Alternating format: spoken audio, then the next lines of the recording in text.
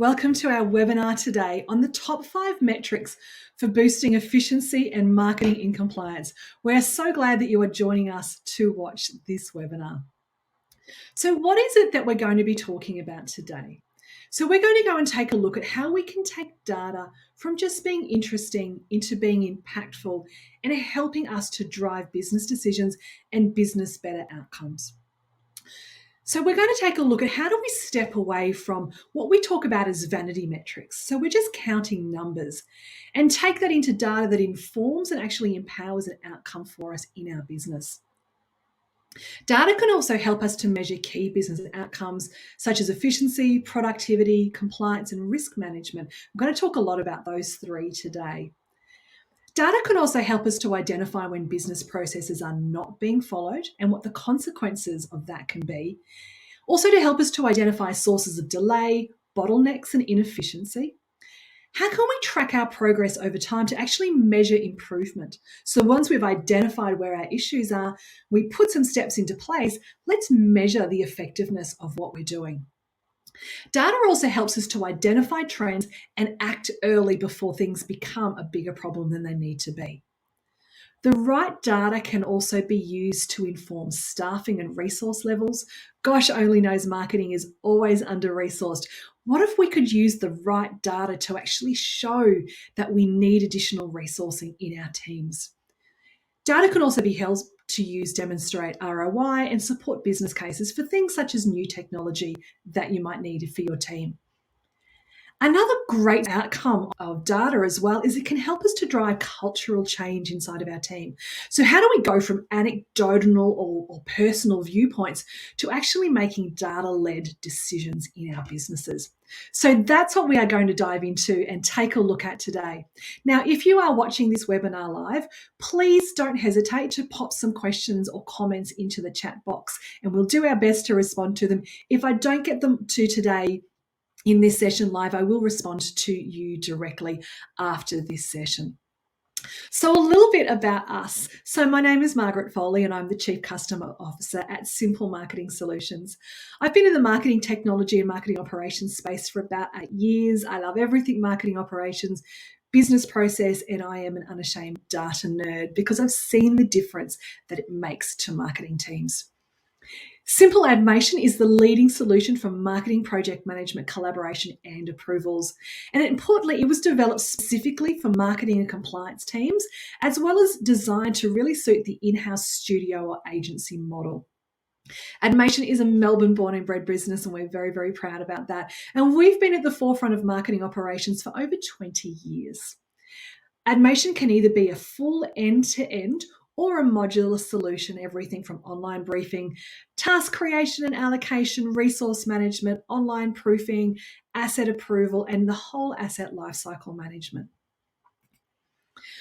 What we're going to talk about today, and the reason we get so passionate about talking about these topics about data, is these are some of the clients that we work with, and what we do with them informs a lot of what we're going to talk about today. So this is real life scenarios with some amazing organizations here in Australia and around the world, everything from highly regulated industries in financial services, insurance, superannuation, and into fast moving consumer goods and retail brands as well. But enough about that. You did not come here just to listen about that and see our client list. You came today to talk about the top 5 metrics for data-driven marketers. So there's 3 themes that we're going to take a look at today that really underpin the majority of the data points that we look at. So the first one that we're going to take a look at is simply productivity. It's almost the least important metric really when we understand how powerful data can be.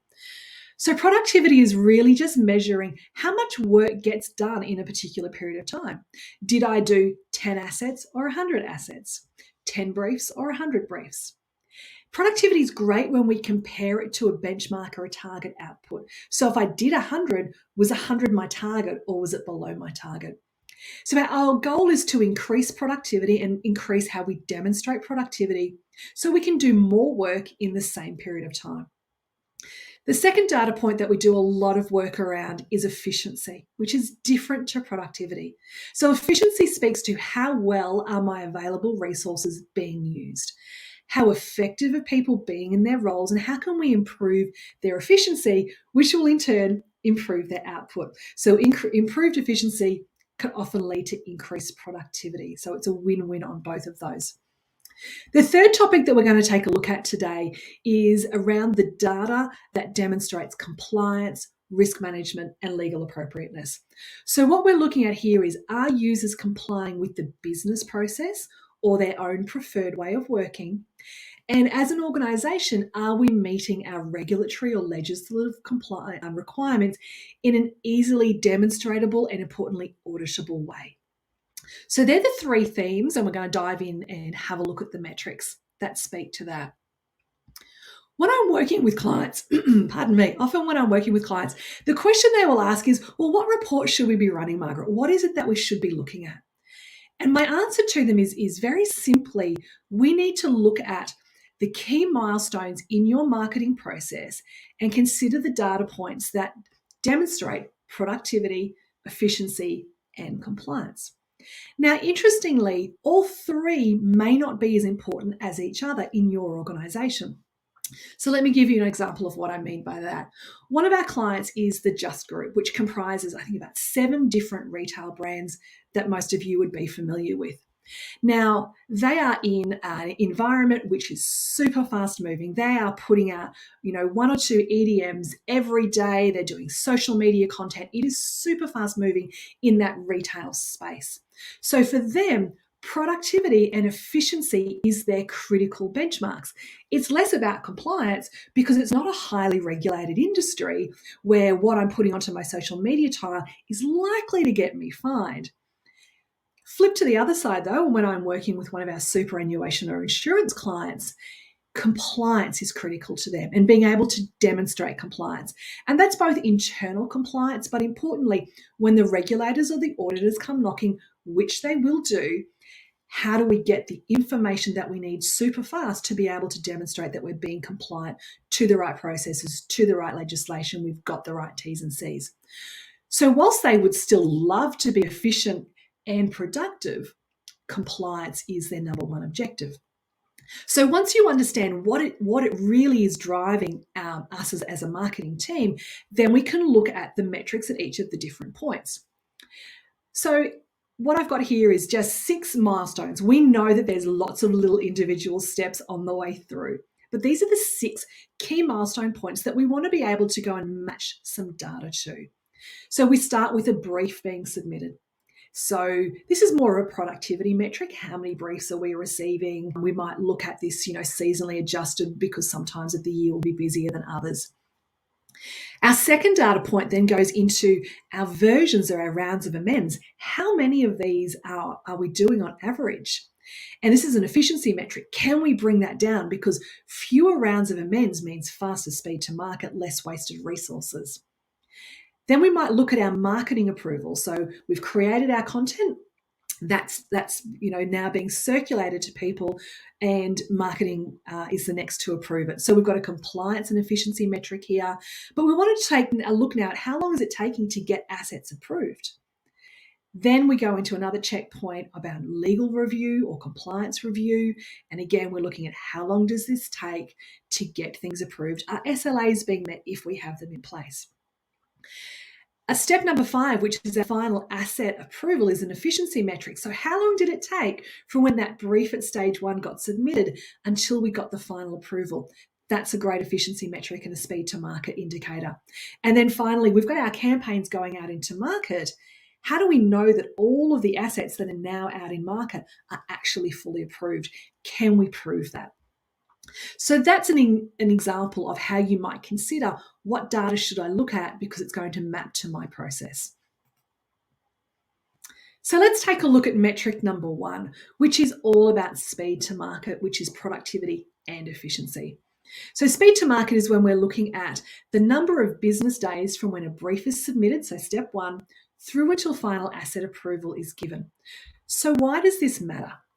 So we're looking at how quickly can we turn around requests or briefs to approved assets in market. This is particularly important where we've got our above the line marketing or our fast turnaround tasks versus an integrated campaign, for example, which will of course have a longer time frame. We're looking to see, can we complete work sooner with less resources? Because that's our efficiency marker. So how could we measure this? We could set a benchmark number of days. Now, as I said, it's going to vary. An integrated campaign is going to have a longer time to market than a social media tile, for example. So set a benchmark and then look at, is that target being met? And if it's not, why not? We see some really common reasons for delays when we dig into the data a little bit further. And usually it's one of these reasons, that there's poor briefing of requirements in the first place, that there's too many rounds of versions or amends. That's always going to make things take an awful lot longer. So then we start to look at, and we'll touch that in a later point, why? Maybe it's poor briefing, there's been a change of mind, there's design issues, maybe things were not on brand, they weren't compliant. So we can go and take a look at that. Oftentimes we see poor collaboration tools and processes. So in organizations that are still relying on email and chat for approvals and collaboration, that's always going to cause a longer period of time. Email's not a collaboration tool, just saying. And the other reason that we often see is that approvals are getting stuck. So content has been created, it's been sent to somebody for approve, and it's stuck there waiting for a response. So once we've identified what's causing our delay, then we can look at some ways in which we can try to improve our speed to market. Perhaps we need to introduce more comprehensive briefing requirements. So gather all that right information first time round. Checklists for submitters. Oftentimes we see that rounds of amends and things can take a lot longer because not everything was considered the first time around when the creative was done.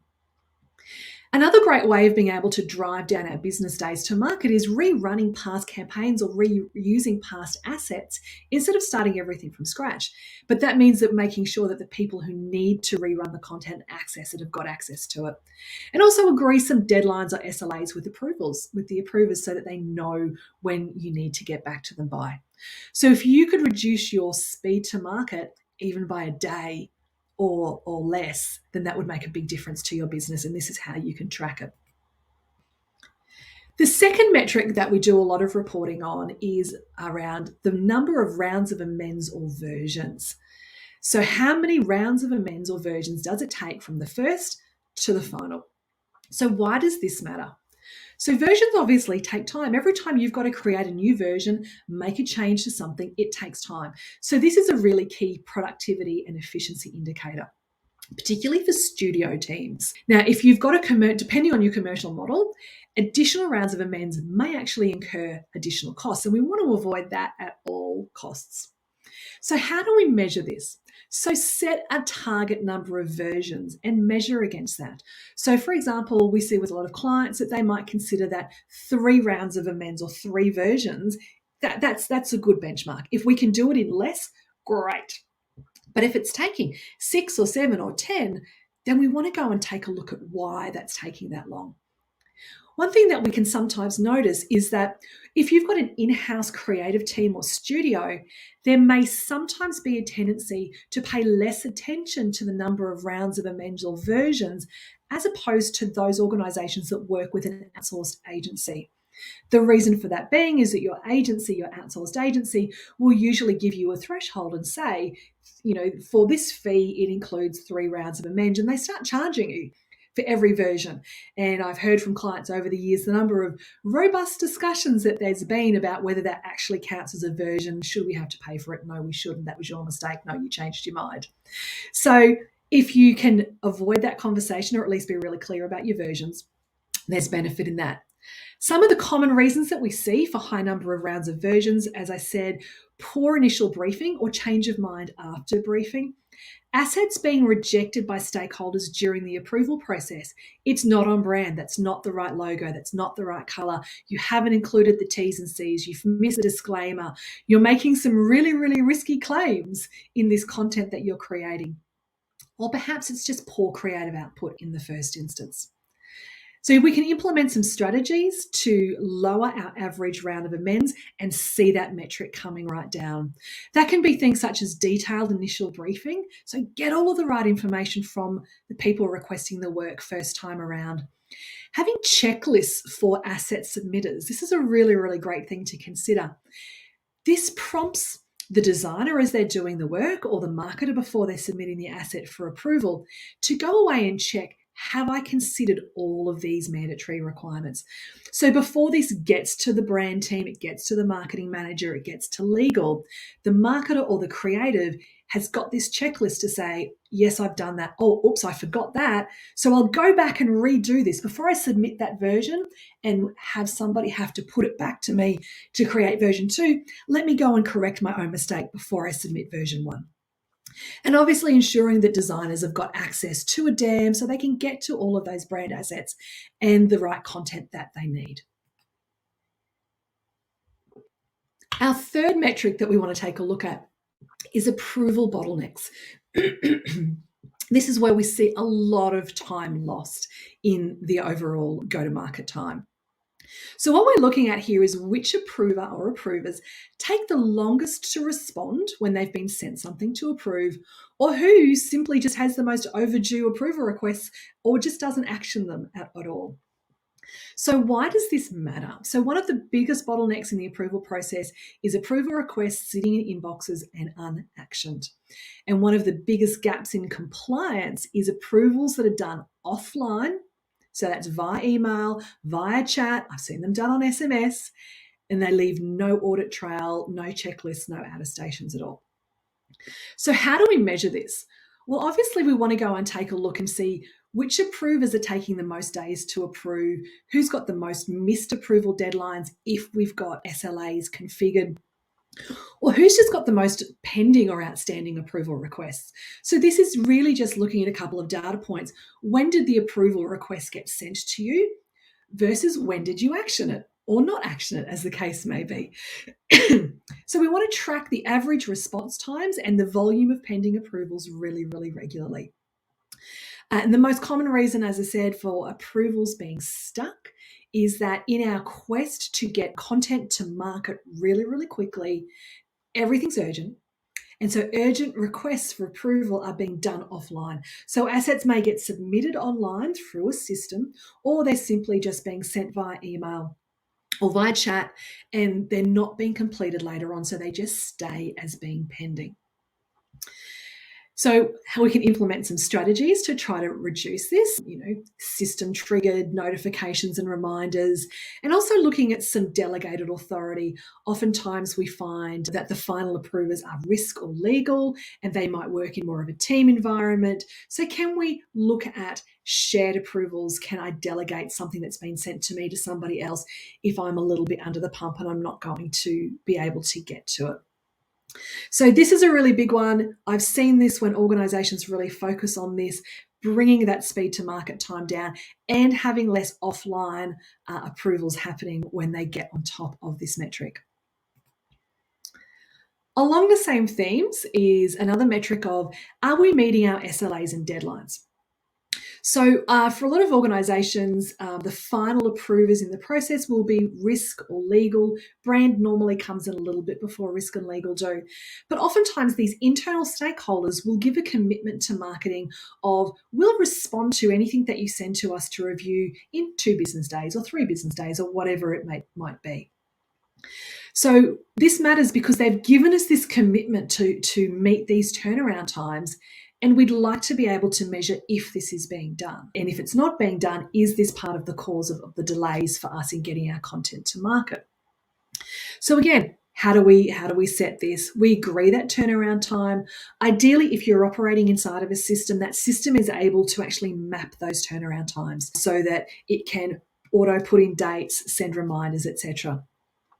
Oftentimes, as I've mentioned, risk and legal are the last approvers. So if we can set up an approval workflow for them where they are segmented out, so we know that content is only going to get to them when it's their turn, then they're also more confident to say, okay, well, it's made it to me. So I know that marketing have looked at it, brand have looked at it, everything's been considered. So now that it's in my inbox, I can jump in there and focus on the reasons that it's being sent to me to take a look at.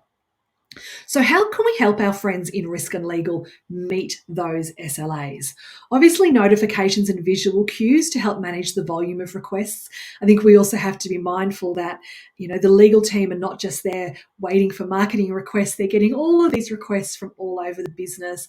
So, how can we help them with some visual clues and reminders about what marketing need from them? As I mentioned before, there's consider the capability of triaging. A lot of our clients will have like a centralized inbox where somebody triages and then delegates out these requests to different people in their team based on capacity or area of specialization. Consider the role of email reminders. We don't want to clog up people's inbox, but consider the role of reminders when things do become overdue. One of the other great things that helps approvers to speed up their approval process is having this approval checklist that says, okay, you're in the legal team, so this is what you need to be checking for in this item that's been sent to you for approval. You're in the compliance team, you're looking for, does it have the right terms and conditions? Does it have the right disclaimer? So what we don't need necessarily is the legal person making a decision as to whether it's on brand. They're just making a decision as to whether it's legally appropriate or not. And these checklists for different types of approvers are a great way to help our approvers stay focused and just look at the things that we need them to be looking at for us. So, our fifth metric that we measure all of the time is how many projects have reached their in market date and all of the assets don't have final approval. Big red flag area for a lot of organizations here, particularly those in the highly regulated industries. So, why does this matter? So, what we're looking at here is saying there is a campaign or there is an asset in market. However, the evidence to demonstrate the approval and compliance and the review process is missing. So, if the assets are out there in the public domain, how did they get there? How did they get approved? Who's looked at them? And how can we demonstrate that? So looking at this metric can highlight where steps that are intended to ensure regulatory compliance, risk management, brand appropriateness, they're either being circumvented, there's shortcuts being taken, or just overlooked completely, and potentially we're exposing the business to risk or penalty, or at least to some awkward conversations with the regulators or the auditors at a later date in time. So, how do we measure that? We're literally grabbing a couple of points of data.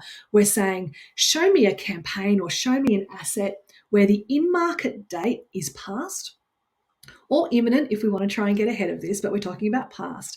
So, the in market date is past and my assets are not all marked as approved or finalized. There's a couple of reasons that this can happen. One is the good old one that we've talked about, which is that assets have been approved offline and the approvers haven't come back into the system later on to approve them. Or perhaps the campaign or the project was abandoned or paused and simply the date was not updated. So not every time when we look at this set of data is there malintent or that we've got something out there in market. It's just that we haven't updated the data. So let's clean it up so that we're looking at the right information. So how do we improve compliance around that? Review it really, really regularly and make sure that our in-market dates are accurate and we're keeping on top of our approvals as well. So that's our fifth data point that we spend a lot of time looking at for clients. Now, there's a lot of other data considerations, and I could talk about data all day long. So depending on your business structure and your drivers, there are other data points that you might like to consider, and I'm happy to dive into any of these with you in a separate conversation if you would like to. So some of the other metrics that we might be looking at for clients is the logged hours per user for assigned tasks. So if you've particularly got an in-house studio model and you're looking to see maybe even just the number of tasks and the different types of tasks that have been assigned to different members of your studio team. Perhaps you're getting your users or your designers to log their hours. So we're looking then at capacity and the hours that have been logged. We're looking at resource utilization, past and future. So how utilized has my team been in the past? What capacity have they got coming up in the coming days and weeks? Also looking at user engagement and activity metrics to tell us what's really going on there with our users. When we look at our user engagement and activity metrics in conjunction with some of these other metrics that I've covered today, we get the full snapshot. I've had conversations with clients where if all we're looking at is user engagement and activity metrics, and we say, oh, everybody's logging in, that can mask the fact that, but they're logging in and doing what? Or, it feels like everybody's really busy. There's so much going through the platform, but it might be that there's so much going through, but we're only really covering off steps 1, 2, and 3. And when we get to step 4 and 5, it kind of goes off the reservation. But if all I did was look at logging in metrics, I'd think that everybody was doing everything they needed to be doing. So importantly, data should be measured regularly. We would normally do it quarterly or monthly with our clients. On the rounds of versions, for example, we provide a lot of clients with a weekly report into their email inbox, because particularly those with large volumes of work going through, and I'm talking a couple of 100 assets a week going through, they want to keep an eye on that version number sooner rather than later. The other thing we want to do with our data is look for trends. We're looking for improvements, we're looking for declines, we're looking for things where they're staying static, particularly looking to see any improvements or outcomes based on remedial work that we've done. So if we have had a set of data, made a decision that that's not a good number, we're going to put in place these steps so that we can improve, reduce our speed to market, reduce our number of versions, for example. Now I'm going to look at the data to see whether it's trending in the right direction. Importantly, set targets or benchmarks so that you can measure yourself against. That might even be an industry benchmark or another organisation similar to yours. And importantly, share the data with the business. Let them see that you know what's going on inside your marketing team, that you're working on it, that you're meeting your benchmarks, you're meeting targets, you're being super efficient and compliant as well, if that's what's important in your organisation. So that's it that I wanted to cover with you today. So thank you so much for taking the time to jump in and watch this webinar. I hope you've taken away just even one little nugget of, I've never thought about measuring that in my organization. And you've learned something new that you can take back into your business. If you would like to talk about data, marketing operations, marketing approvals at all, please don't hesitate to reach out to me. I'm always up for a conversation about any of this. Thank you so much for joining us.